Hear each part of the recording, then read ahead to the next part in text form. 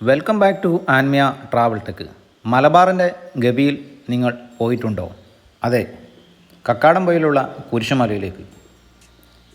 പച്ചപ്പ് നിറഞ്ഞ മലനിരകളും താഴ്വാരങ്ങളും ഗ്രാമക്കാഴ്ചകളും ചെറിയ അരുവികളും നിറഞ്ഞ ഒരു ഇടമാണ് കക്കാടംപൊയിലുള്ള കുരിശുമല.